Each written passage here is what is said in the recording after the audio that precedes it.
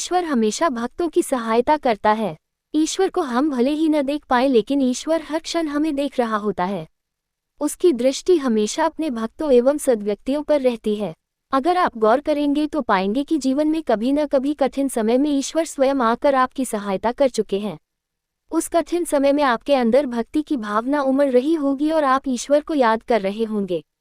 शास्त्र कहता है कि ईश्वर के लिए संसार का हर जीव उसकी संतान के समान है।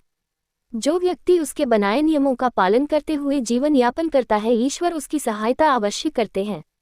गजराज की कहानी आपने जरूर सुनी या पढ़ी होगी। नदी में गजराज को मगरमच्छ ने पकड़ लिया। इस कठिन समय में गजराज ने भगवान को पुकारा और भगवान विष्णु प्रकट हो गए। भगवान ने अपने चक्र से मगरमच्छ का सिर काट दिया और गजराज के प्राण की रक्षा की। सूरदास जी के जीवन की भी एक ऐसी ही कथा है। सूरदास जी देख नहीं सकते थे। एक बार गलती से एक गड्ढे में गिर गए। गड्ढे से निकलने का काफी प्रयास करने पर भी वह बाहर निकलने में असफल रहे। इस स्थिति में सूरदास जी ने गोपाल को पुकारा। भगवान श्री कृष्ण बालक रूप में पहुंच गए और सूरदास जी को गड्ढे से बाहर निकाला। मीरा के प्राण की रक्षा के लिए भगवान ने मीरा को मारने के लिए भेजे गए विष को प्रभावहीन कर दिया। बघेलखंड के बांधवगढ़ में रहने वाले सेन नामक नाई की भी भगवान ने सहायता की और बघेलखंड का राजा सेन नाई का भक्त बन गया। ये घटना 500-600 साल पुरानी है। सेन नाई राजा की सेवा करता था। इसका काम प्रतिदिन राजा की हजामत बनाना और तेल मालिश करके स्नान कराना था।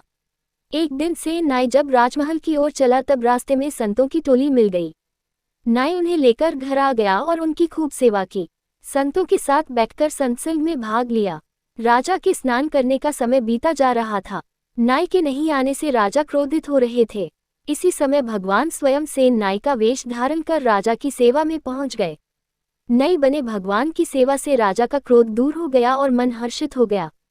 सत्संग समाप्त होने के बाद सेन नाई को याद आया कि राजा की सेवा में देरी हो गई है। हजामत का सामान लेकर डरता हुआ सेन नाई राजमहल में पहुंचा। राजा को देर से आने का कारण बताने लगा। इस पर राजा ने कहा कि तुम तो मेरी हजामत बना चुके हो। आज तुम्हारी सेवा से मैं अत्यंत प्रसन्न हूँ। नाई समझ गया कि आज उसके कारण भगवान को नाई बनना पड़ा। इससे नाई को बड़ा अफसोस हुआ।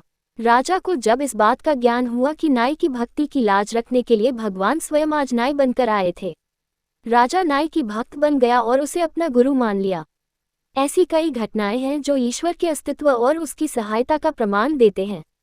इसलिए कभी भी खुद को बेसहारा नहीं समझना चाहिए। ईश्वर पर आस्था रखने वालों की ईश्वर सदैव सहायता करते हैं।